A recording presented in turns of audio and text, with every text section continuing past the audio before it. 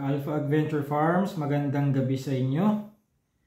Eto, binubuksan ko yung YouTube Studio at maghahanap ko ngayon ng mga comments dito na hindi ko pa nasagutan at tingnan natin alin dito yung unang lalabas. Okay, YouTube Studio, published, I haven't responded filter. O, eto. Ilan pa ba yung comments na hindi ko nasagutan dito? 1, 2, 3. Tatlo na lang pala. So yung pinakauna, ito galing 5 days ago pa to. Galing kay John Tinaytina. Ito yung tanong ni John. Pwede po bang vitamins muna bago ivermectin sa bagong panganak na kambing, sir? Ayun, kinoment niya yun dun sa isa kong video na ang title ay ano ang dalawang gamot na aking ini-inject sa bagong panganak na inahing kambing. Okay, John. So, tinatanong ni John kung ano bang maganda. Mauna ba dapat ang vitamins bago purgahin ng ivermectin ng isang kambing? Or purga muna? Pagkatapos dun susunod ang vitamins, no? Actually, John, itong tanong mo, applicable din to para sa mga manok eh. No? Ano bang uunahin natin sa mga manok? Purga? Or maghalo tayo ng vitamins sa kanilang drinking water? Or vitamins muna bago yung pagpupurga. Ano ba dapat ang tamang pagkakasunod-sunod? At logical ba yung tanong na yon na may mga pagkakataong mauuna ang purga bago ang vitamins o vitamins tapos purga? So, base doon sa pag-aaral ko, sagutin ko na lang to in general para sa kambing at saka sa mga manok. Bago ko masagot yun ng mauna muna ang purga tapos vitamins o kaya vitamins muna bago purga, kailangan meron tayong ocular inspection doon sa hayop na pupurgahin natin. Kung kambing yan, kailangan may makita muna akong mga signs ng heavily infested with worm yung kambing natin para masabi ko na kailangan purga muna ang kambing. After niyang mapurga, then magba-vitamins muna. So, kapag wala namang signs na heavily infested with internal parasites ang kambing, pwedeng mauna ang vitamins and then doon susunod ang pagde-deworm sa kanya. Ganun din doon sa manok. Kapag nakitaan ko siya ng signs na heavily infested ang manok na yan, I would recommend na unahin muna ang purga and then isusunod ang pagba-vitamins. Ngayon, pag-usapan natin ano yung mga specific na sinyales na heavily infested with worm, internal parasites ang manok at ang kambing. Umpisahan natin, sino gusto? Manok ba o kambing? Kahit alin doon. Sige. Umpisahan muna natin sa kambing since patungkol sa kambing ang tanong ni John eh. Anong mga sinyales na heavily infested with worms or internal parasites ang isang kambing? Una is yung hindi yan tumataba. Kahit na pakainin mo siya sa loob ng bahay niya with corn silage or napier silage or nagsasakati ka ng random na klase ng damo, sobra-sobra pa yung binibigay mo sa kanya, lumalaki ang tiyan niya, yes, busog, pero napapansin mo na butot balat pa rin ang kambing. So, that's one possible sign of heavy infestation dun sa kambing. Ano pa? Dumudumi ang nagda-diarrhea yung kambing mo.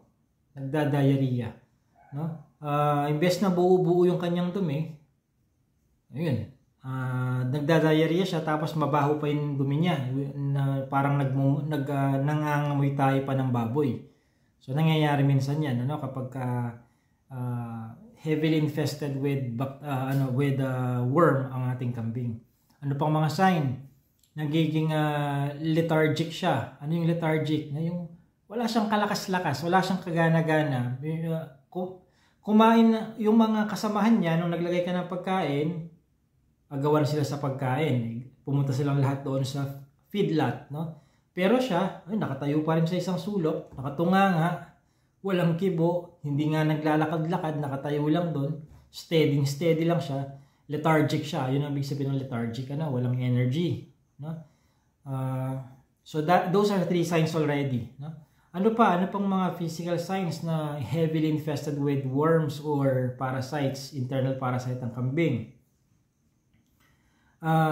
Kapag nababansot siya, yung mga kasabayan, napansin mo, yung mga kasabayan niya, malalaki na, no? Tapos itong isang kambing na ito, pare-parehas lang naman ang cultural management mo, same lang naman ang pagkain, ang pag-aalaga, pero nabansot siya, stunted ang kanyang growth, na pag-iwanan na ang size niya, barako pa man din, lalo't higit, pagka ganun, maraming ng signs yan, na posibleng heavily infested with worm ang kambing mo. Ano pa?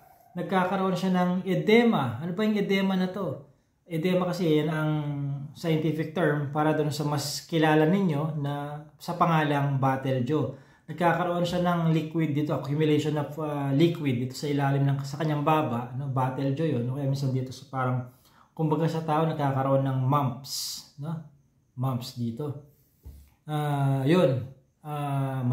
Posibleng maraming bulate. Usually, bulate ang nagkokos ng Battlejaw o yung edema sa kambing natin. Ano pa? Kapag gumagamit kayo ng FAMACHA chart, yung tinitingnan natin yung mucous membrane or yung lower eyelid ng kambing dito, kapag dapat ideally pink yan, pink na pink, para masabi natin walang iron deficiency. Ngayon kapag maputla na yan, lalo na kung wala nang kapink-pink yung eyelid niya, maputla na talaga, malapit na dun sa puti ang kulay. Yun, sinisip-sip na ng mga worms yung dugo niya, kaya nagiging anemic yung kambing natin. So yan ang mga signs pagdating sa kambing, sinyales na posibleng sangkatutak na yung bulati niya. Sa manok naman yun, may mga kaso din ng nababansot, hindi tumataba, binibigyan mo na ng 110 grams of feeds, grower pellets halimbawa, or laying mash or breeder pellets kada araw, pinapamerienda mo pa ng gulay sa tanghali, pero butot balat pa rin. Ano pa? Ayun, lethargic din. Walang kagana-gana, walang ka-energy. Malapit na maubos ng mga kasamahan niya yung feed, samantalang siya hindi pa rin umaalis dun sa kinauupuan niya or kinatatayuan niya. Lethargic din ng manok. Ano pa? Kapag nag-gasp for air, mayroong gasping, yung parang hindi naman mainit, hindi naman mainit, pero yung manok mo hingal na hingal. So posibleng sa yung paggagasp ng ganon, na normal naman yung temperature, hindi naman mainit, pero yun, hinihingal siya, possible sign yan na heavily infested with worm ang yung manok, lalo na yung tinatawag natin na gape worm, Ano pa? Yun, nagdadiarrhea ang manok mo, tapos yung dumi niya, tayo ng manok mo, meron pang pula, may dugo, Sign yan na baka nabubutas na yung kanyang mga yung bituka niya mismo, dahil sa mga worms, Ano pa mga signs na ang manok natin ay heavily infested with worms? Yung sudden egg drop, sudden egg drop. Lalo pa tong nagkasabay-sabay yan, yung nag-sudden egg drop, tapos yung picture niya matulis na, matalim na, sa sobrang kapayatan. So, yan, nag-enumerate lang ako ng ilan sa maraming physical signs or physical symptoms na ang ating alagang kambing o kaya ay manok ay heavily infested with worms. Hindi lang basta-basta may bulate, kundi grabe yung dami ng bulate, posibleng dami ng bulate sa kanilang internally, sa kanilang yung sa kambing rumen, tapos yung sa manok yung sa bituka niya, So ngayon, kapag existing yung one or more of those signs sa kambing natin o sa manok natin, ang recommendation ko at ang ginagawa ko personally sa mga breeding facilities ni Alpha Adventure Farms ay inuuna yung purga. Usually pinapatapos ko muna yung 15-day deworming period pagka ganyan. Ano yung 15-day period na yan, deworming period na yan? Ibig sabihin ba araw-araw pinupurga ko? for 15 days ang manok or ang kambing. Hindi naman araw-araw. Ganito yan. Sino sa inyo yung mga palabas kapag bumibili kayo ng dewormer na nakasachet or kahit na anong container yan, bote, yung binabasa nyo nakasulat doon. Madalas sa mga anthelmintics natin, nakasulat dyan na kailangan ulitin yung deworming natin, pagpupurga, after 2 weeks, after 14 days, which is usually on the 15th day. No? Ako yun ang ginagawa ko on the 15th day, after ko magpalipas ng 14 days. No? Bakit? Ba't kailangan ulitin? Ito yung paliwanag dyan. Pero madalas hindi na nakasulat to sa, sa dewormer. Pero ito yung paliwanag ayon sa aking pag-aaral. Yung unang beses ng pagpupurga sa manok o sa kambing, ang pinapatay mo doon ay yung mga bulating buhay na. Kasalukuyang gumagalaw-galaw. Buhay nga. No? Then after 14 days or on the 15th day from the first day of deworming, sino yung papatayin mo na naman nun pag pinurga mo yung kambing mo or manok? Ang papatayin mo na this time ay yung mga bagong pisang bulate na nung day 1, 14 days ago, ay nasa loob pa lang sila ng itlog ng bulate. So, kapag nagpurga kasi tayo, hindi namamatay yung mga bulating itlog pa lang, nasa loob pa lang ng itlog. Kaya after 14 days or on the 15th day, nagde-deworm ako. No?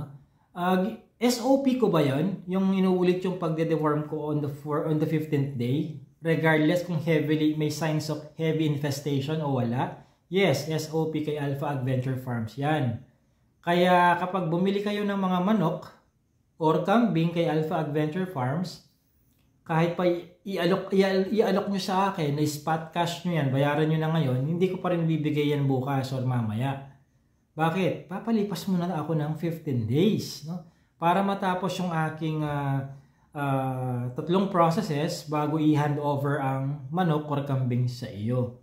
Papaliguan, i-deworm, at saka mag-a-administer muna ng bacterial flushing sa manok. No? Sa kambing naman, magba-vitamins. No? So matotal, ang pampatagal dun sa mga binanggit ko ay yung pagpupurga. Kasi nga naman, hindi mo pwedeng pinurga mo siya ngayon tapos pupurgahin mo ulit bukas. Bakit? Yung mga itlog, di pa naman napipisanan eh. Hindi naman, porke nagpurga ka ngayon, mapapabilis ba yung pagkapisa ng mga bulate dun sa egg? Hindi, palipas ka muna ng 2 weeks bago sila mapisa.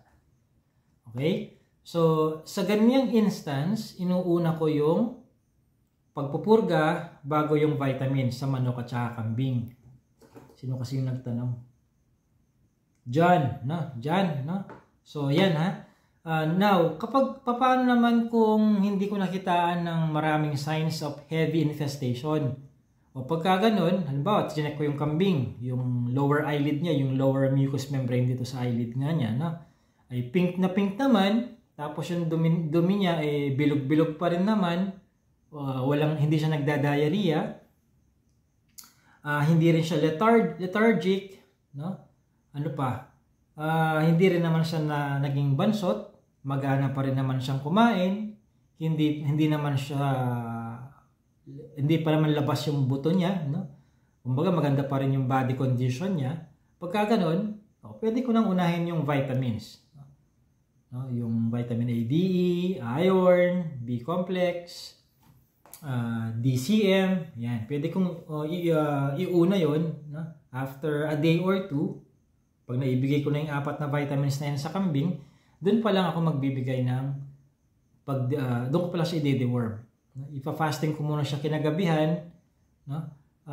Para sa umaga, bago ko sila pakainin, pupurgahin ko yung kambing, then papalipas muna ako ng 2 to 3 hours bago sila pakainin. So, ganyan ang practice ko sa mga kambing. No? Fasting sila dun sa gabi, ibig sabihin, hanggang alas 8 lang ang huling kain ng mga kambing. No? Kung may silage man ako binibigay dun sa feedlot o dun sa mga palanggana nila, hanggang alas 8 lang. Kung may tiraman dun, after 8 p.m., tatanggalin yan. Tubig, may tubig pa rin. Hindi sila nagwa-water fasting sa kambing. And then kinaumagahan, alas 7, alas 8, pupurgahin ko na sila and then palipas muna ako ng 2 to 3 hours bago ko sila pakainin. Sa manok naman, magpa-fasting din sila ng pagkain at tubig naman, kasama pati water fasting sa manok. So hanggang alas 8 lang din sila. After 8 PM, wala nang feeds, wala nang inumin. Then kinabukasan, no, since ang ginagamit kong deworming sa mga manok ay yung water soluble, ano, para medyo matipid siya kumpara naman dun sa tablet ang ibibigay ko. Naku po, more than 1,000 lahat ng mga poultry species ni Alpha Adventure Farms. Alangan naman lahat ng yun puro tableta. Magastos na yun. Kaya water soluble dewormer ang ibinibigay ko. Kaya kailangan sila mag water fasting kinagabihan. Para kinaumagahan, uhaw na uhaw sila. Yung tinitimpla ko lang ay yung kung anong tansya kung mauubos nila. Sa manok kasi, ang mauubos niyan maghapon ay times 2 nung required weight ng feed intake nila relative sa kanilang edad. So kung 21-week-old pa sulong na ang edad ng manok, iinom yan minimum ng 220 ml. Kasi ang kakainin niyan sa maghapon ay 110 grams. So times 2 mo lang ang 110. 110 times 2, 220 ml. Ngayon, since uhaw na uhaw sila kinagabihan, kinaumagahan dahil nag-water fasting nga sila nung gabi, ang titimplahan ko na tubig na may dewormer ay hindi naman siya 220 ml ang budget kada manok. Magtitimpla lang siguro babudgetin ko lang yun ng mga 50 ml per head. So kung 100 heads lahat yan, 100 times 50 ml o 5 liters, no? Tama ba? O 100 times 50. O tama, no? 5 litrong tubig muna ang ng tubig ang hahaluan ko ng dewormer.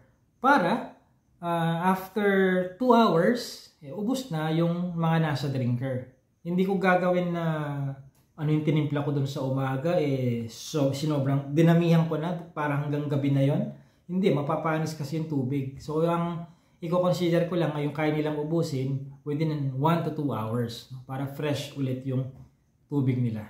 Kasi kapag dito sa mga breeding facilities ko kasi, ang utos ko, 3 times a day magpapalit ng laman ng mga drinkers, no? Sa umaga, no? 6 to 7, tapos alas 12, 12 to 1, tapos 3 to 4 para fresh yung laman ng mga drinkers nila. Okay? Diyan, no? Yung tanong mo, sinakop ko na pati para sa mga manok. Kasi alam ko baka naman may mag-comment, o paano po yung sa manok naman, sir? Baka sabihin yun, at least sinagot ko na rin in this episode, ano? So, lalagyan ko ng title ang video na to na anong mauuna? Siguro ang title nito, kailan uunahin ang pagde-deworm bago vitamins sa mga kambing at manok? Yun siguro ang title ng video na to.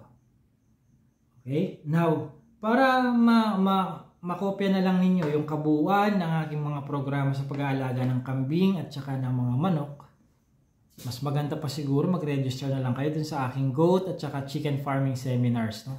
Separately. Pre-recorded naman na ang mga video ko dun Pagkabayad, pagka-register within the same day, mabibigyan ko na kayo ng access. Ma-approve na yung account ninyo and then mapapanood nyo na yung mga video. Wala pang stress kasi hindi siya live. Hindi nyo kailangan bumiyahe, hindi nyo kailangan mag-file ng vacation leave. Kung kailan lang kayo libre. Basta ang access nyo sa mga video ay 1 year. No? Nasa sa inyo kung uumpisan nyo lang kapag 1 month to go bago mag-expire ang access. Pero wag naman sana. Sayang ang panahon. Tapos kapag may mga follow-up questions kayo, mayroon siyang kasamang libreng technical support via email nga lang. No? Via email. Within 30 days, pagka-approve ng account ninyo, libre ang magtanong sa akin through email at sasagutin ko yung mga tanong ninyo. Kahit gaano pa karaming mga follow-up questions yan. Kaya maganda, pagka-approve ng account ninyo, panoorin na ninyo para ma-take advantage ninyo yung libreng 30 days na free technical support via email. Ako yung personal na magre-reply sa mga tanong ninyo, follow-up questions, no? Kaya kapag pinanood nyo yung mga video, after a few months pa lang, pagka-approve ng account ninyo, lipas na yung libreng 30 days na libreng consultation. Tapos, pwede kayo mag-request ng e-certificate. After nyo mapanood yung email lang kayo, mag-reply lang kayo sa email para may padala ko yung inyong e-certificate para sa kung anumang module ang inyong niregisteran, sinubscribean. Sige, yung mga link na yan nasa description ng video. Iko-comment ko din para mas mabilis at para mas mabilis niyong makita. Okay? So this has been JC De Guzman of Alpha Adventure Farms. John Tinay Tina, as well sa mga ibang nanonood din ngayon dito, sana may napulot kayong bagong aral.